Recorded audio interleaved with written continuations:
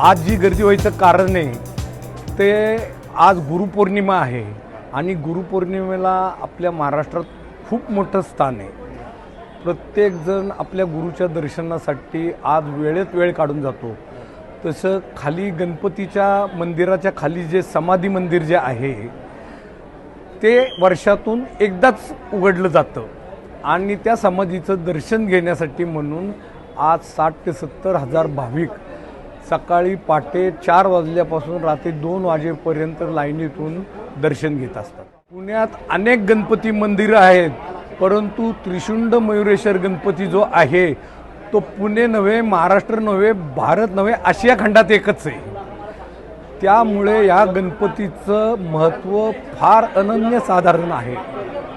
खूप दूरदूरवरून लोक येतात, लोकांची त्यांना प्रचिती येते, लोक नवस बोलतात, लोकांना गणपतीने दृष्टांत दिलेले आहेत। त्यामुळे इथली गर्दी जी आहे ती वाढतच चाललेली आहे। आता दृष्टांत दिलं याचा मी तुम्हाला कालचंच एक उदाहरण देतो ताजं। काल इथं जे साफसफाईचं काम चालू होतं त्यामुळं आतला जो गाभाऱ्यात मूर्ती आहे गणपतीची तिथली लाईट बंद केलेली होती। तर 2 दाम्पत्य नवरा बायको तिथं आले आणि ते मोबाईलची लाईट लावून ती मूर्ती पाहण्याचा प्रयत्न करत होते। त्यामुळे मी त्यांना विचारलं तुम्ही असं का करता, तर ते म्हणले आम्ही जुन्नरवरून आलेलो आहोत।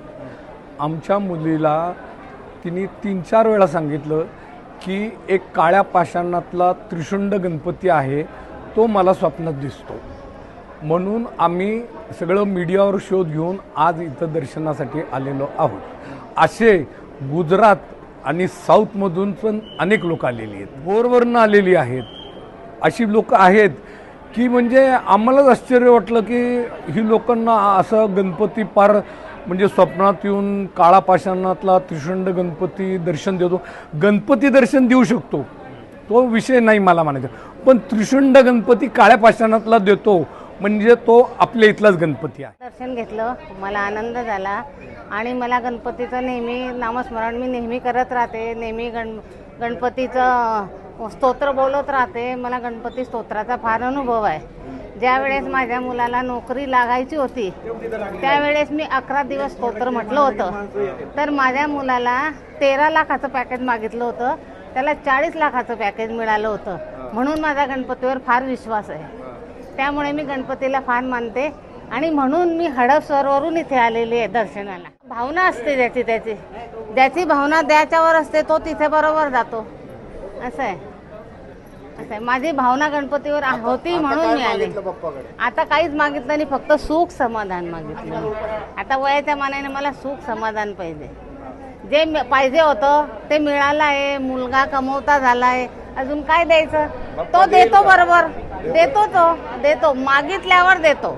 बघा, आईने मुलाला नाही घेतलं, मूल रडलं तर आई दूध पाजते, तसं त्याला पण आपली काळजी आहे ना, तो बरोबर आपली काळजी घेईल, तो देतो राहतो, आपण घेत राहायचं। मंदिराचं वैशिष्ट्य असं आहे, हे मंदिराचं जे बांधकाम 1755ला चालू झालं आणि 1770मध्ये ते पूर्णत्वास आलं आणि त्यावेळेस इथं जी मूर्ती प्रतिष्ठापना केली गेली त्रिशुंड मयुरेश्वराची, ती मूर्ती मग 3 सोंड जे आहेत त्याच्या वेगळे वेगळे आहेत, पण ब्रह्मा, विष्णू आणि महेश असे त्रिशुंडाचे ते दर्शन आहे असं मानलं जातं। खाली जे तळघर आहे त्यात समाधी आहे, ती दलपतगिरी गोसावींची समाधी आहे आणि जिथं गणपतीवरती आहे त्याच्या बरोबर त्यांनी खाली सजीवन समाधी घेतलेली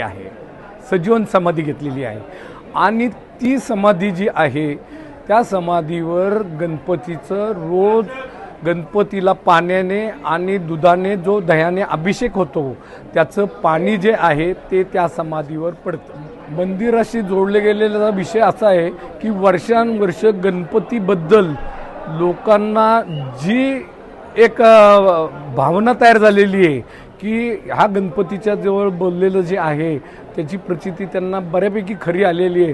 त्यामुळे ज्यांना त्याचे अनुभव आलेत ते लोक येऊन चांदीच्या दुर्वा, चांदीचे मोदक, गळ्यातला हार असे कोणी मुकुट देऊन गेलेले आहे, कोणी पैसे डोनेट करतं, असे अनेक गोष्टी करतात। 2022 साली मी जेव्हा काम करतो मंडळाचं त्यावेळेस असा विषय झाला की मला अचानक पाणी झाला पॅरालिसिस आणि माझी परिस्थिती अशी होती की असं वाटलं की माझा अंत व्हावा आता, कारण की ह्याच्यामध्ये मी जगू शकत नव्हतो. मग मला गुरुजींनी सांगितलं इथे सेवा कर, या सेवेमध्ये खूप ताकद येतं. त्यानंतर मी स्वतः उभं राहिलो, इथं सेवा केली पप्पाची. आज 26मध्ये किंवा 22 ते 26 मी पूर्ण बोलायला लागलो आहे, माझे हातपाय हलत आहेत, सगळं हलतं आहे, माझ्या गोळ्या चालू आहेत, गोळ्या संपत नाही आहे, पण ती जी भक्ती आहे, जी श्रद्धा आहे ती आणखी वाढली मिळायची. मी निस्वार्थपणे सेवा केली पप्पाची, त्यामुळे मला एवढं फळ मिळालं की पप्पाने मला पुन्हा परत चाललं लावलं. मला सगळ्यात इथं त्यांच्या पायाजवळ मला 10 पिढ्याचं राहायला स्थान दिलं आणि रोज सकाळी उठल्यावर दर्शन, ह्याच्या इतकं भाग्य माझं कुठलंच नाही आहे. या परिसरात राहणारे सर्व आम्ही भाग्यवान आहोत की गणपतीच्या पायाजवळ आम्हाला सगळ्यांना राहायला जागा मिळाली. आमच्या पूर्वजांनी वाडवडिलांनी ती जागा घेतली आणि आम्ही इथं राहतोय. भक्तांचे अनुभव एवढे येतात ना इथे आलेले की लोक चतुर्थीला येतात, काहीतरी आपल्या मनातले बोलतात मनोकामना, आणि 2-3 चतुर्थी झाल्या, 2-3 महिने झाले की ते परत येतात आणि मग ते काही सांगतात की माझं लग्न ठरलं, मला डिग्री मिळली, मला सर्व्हिस मिळली, मला मुलगा झाला, मला नातू झाला, मला घर मिळालं, असं अनेक उदाहरणं आहेत इथली. जय गणेश. सर्वप्रथम तुमच्या चॅनलला जय गणेश, सर्व टीमला जय गणेश.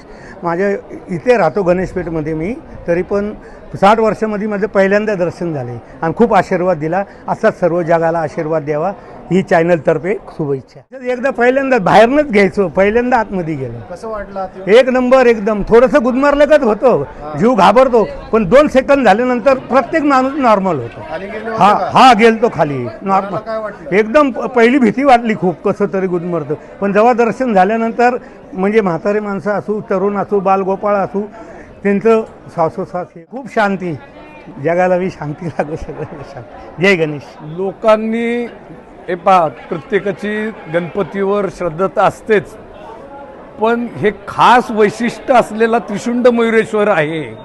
आणि हा जो गणपती आहे, आपले पुणे शहरात अनेक गणपती आहे, परंतु 250 वर्षापूर्वी इतकं सुंदर मंदिर पूर्ण पाषाणात कोरलेलं असं पुण्यात बघायला फार कमी मिळतं.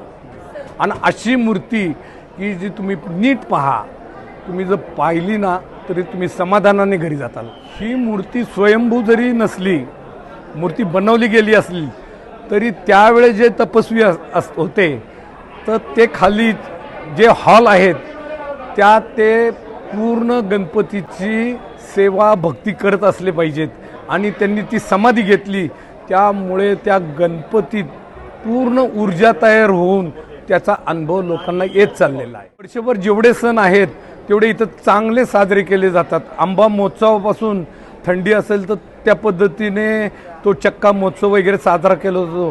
त्यात पण गुढीपाडवा, एक त्रिपुरी पौर्णिमेचा जो दीपोत्सव आहे तो इथं फार मोठ्या प्रमाणात साजरा होतो.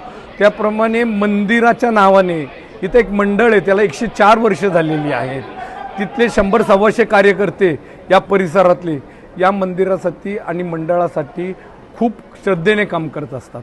जी परंपरा जी आहे पूर्वीपासून चालत आलेली, तीच परंपरा आम्ही चालवतो. कितीही VIP आले तरी ती समाधी स्थळ उघडलं जात नाही आणि ते आम्ही उघडणार पण नाही. हां, कामानिमित्त जर काय असेल त्या निमित्ताने आम्ही ते उघडू शकतो, परंतु दर्शन घेण्यासाठी नाही उघडणार.